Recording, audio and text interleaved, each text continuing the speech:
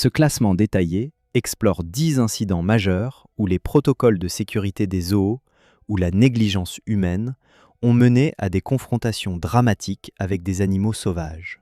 L'analyse se concentre sur les causes sous-jacentes: psychologie humaine, structure des enclos, réaction animale et les répercussions sur la législation. Numéro 10. Tatiana la tigresse, l'évasion causée par le stress et la conception des murs, 2007. L'évasion de Tatiana au zoo de San Francisco en 2007 constitue un échec majeur des infrastructures. Le tigre de Sibérie est un prédateur d'embuscade dont la puissance musculaire permet des bonds extraordinaires.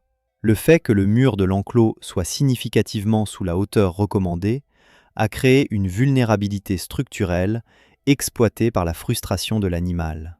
Le harcèlement soutenu, cris et jets d'objets, a induit un niveau de stress intolérable, transformant l'animal passif en prédateur actif.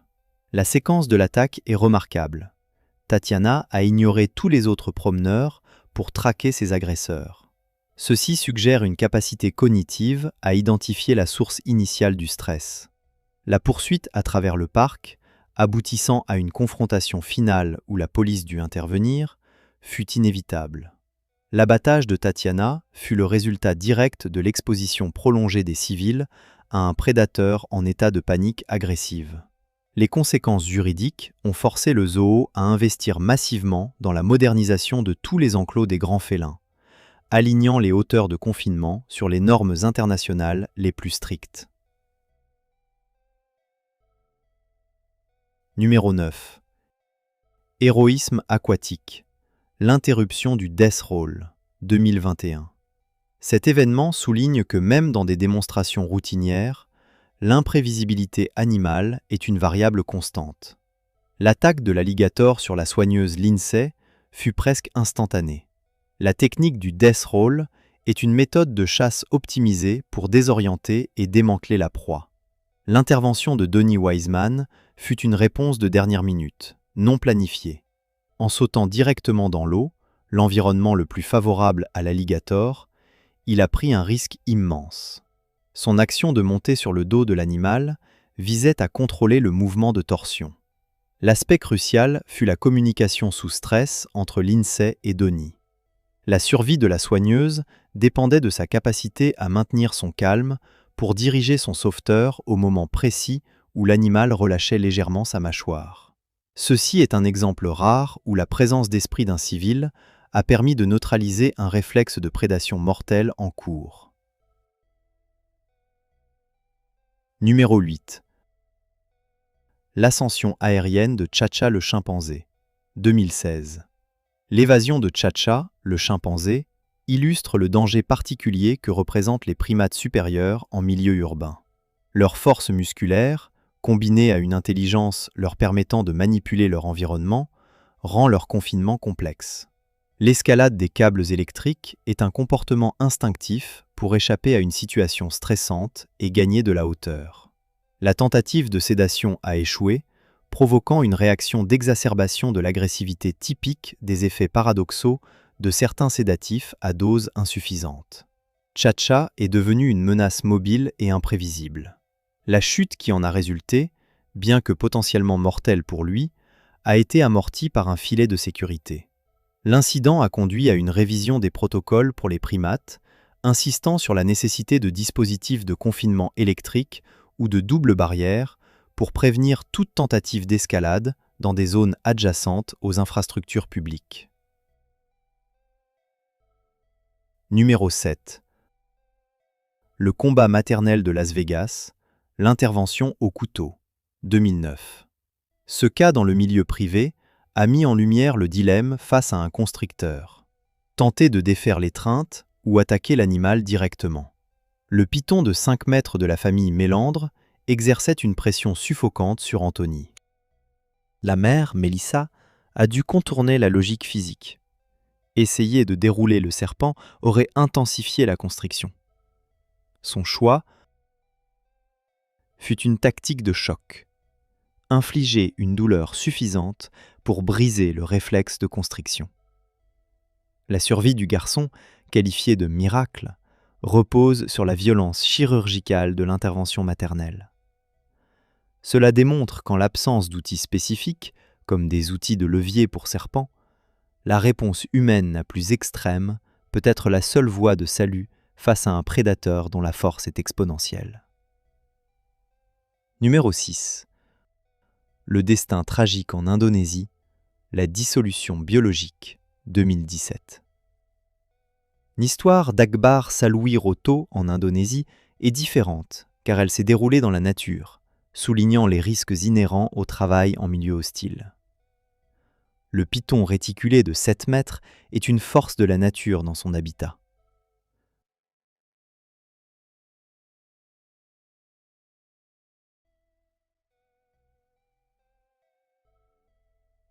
Après qu'il eût été neutralisé. L'ingestion complète d'une proie de cette taille est un processus lent.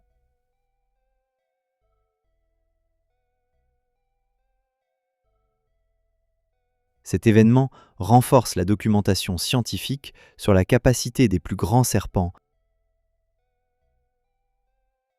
un risque toujours présent dans les zones où ces reptiles sont abondants et où les activités humaines empiètent sur leur territoire. Numéro 5. Binky l'ours polaire, la psychologie de l'intrusion et la réaction territoriale, 1994. L'affaire Binky est emblématique des défis posés par les animaux charismatiques. L'ours polaire, animal emblématique de la fragilité climatique, est paradoxalement l'un des prédateurs les plus redoutables en milieu arctique.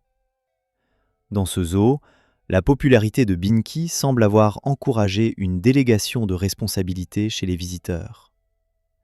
L'escalade des barrières par la touriste australienne n'était pas un simple accident, mais un choix délibéré visant à obtenir un angle photographique unique. Ce comportement est analysé par les spécialistes de la sécurité comme une dissonance cognitive, où l'attrait de l'image prime sur la compréhension du danger biologique. Lorsque Binky a saisi la jambe de la femme, son action était une réaction territoriale viscérale à l'intrusion dans son espace vital confiné. La force de 400 kg était suffisante pour un événement fatal. Le sauvetage, mené par des visiteurs improvisés munis de bâtons, révèle une lacune dans la formation du personnel d'intervention immédiate. L'ours a finalement relâché sa prise, mais son exhibition de la chaussure était un signal clair de la violation de son espace.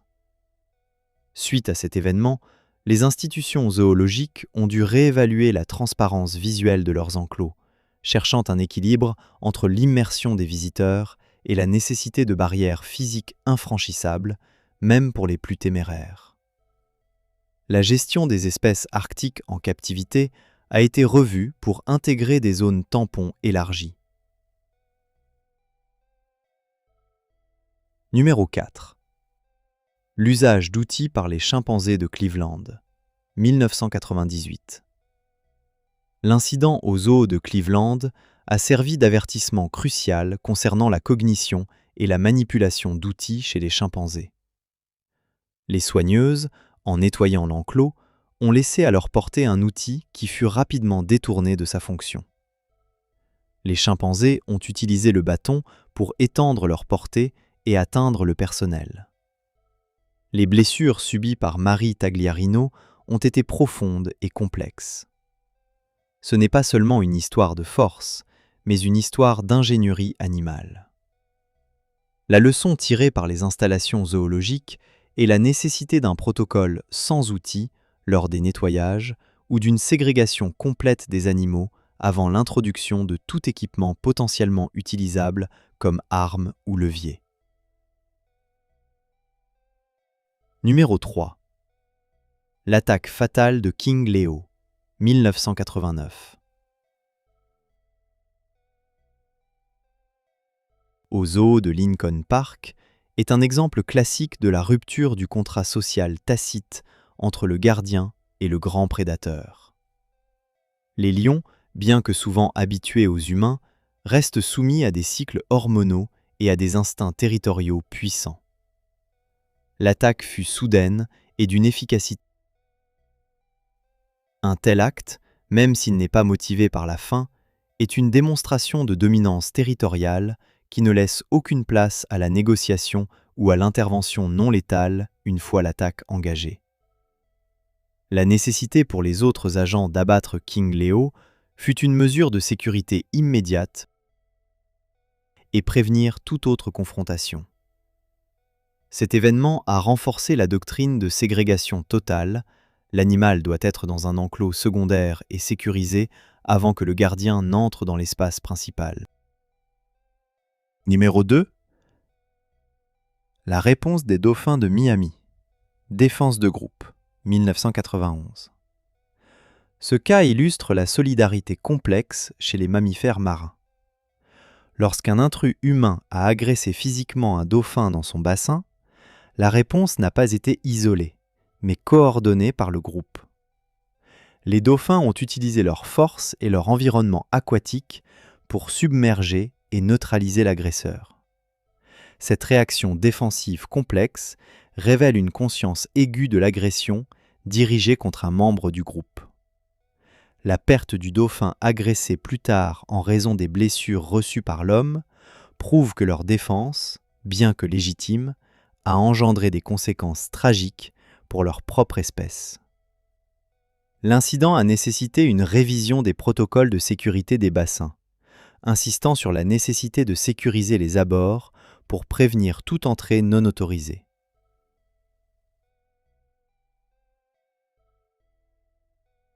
Numéro 1.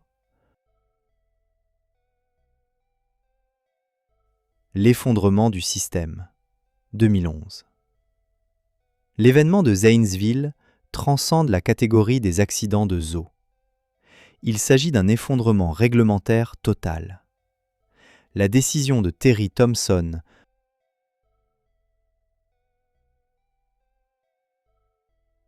a créé une situation d'urgence sécuritaire sans précédent dans une zone habitée.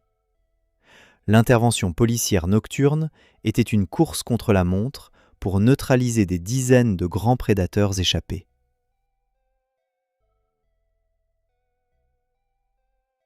« 48/56 fut une décision prise sous la contrainte extrême pour protéger des vies humaines.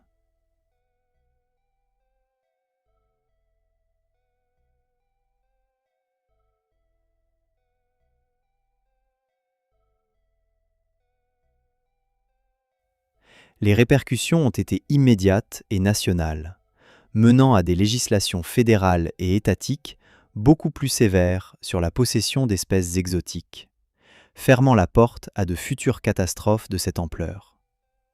C'est le summum de l'échec de la gestion et de la régulation de la faune dangereuse.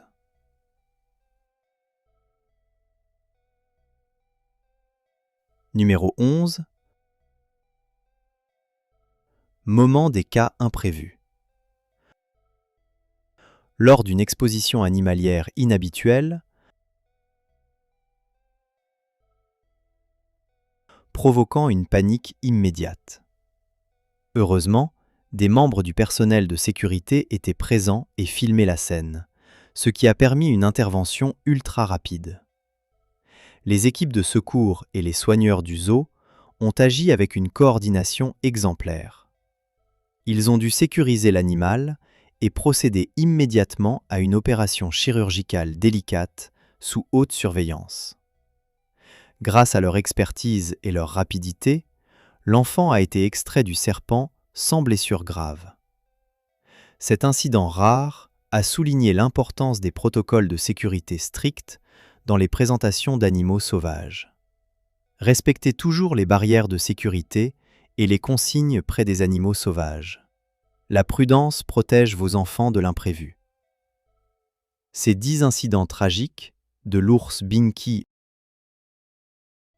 confirment que la sécurité dans la gestion de la faune sauvage repose sur une vigilance constante et des infrastructures sans faille. Qu'il s'agisse de l'arrogance humaine, de la provocation délibérée ou des lacunes réglementaires, le règne animal rappelle que sa puissance est absolue. Le respect des barrières et des protocoles n'est pas une suggestion, mais une condition vitale.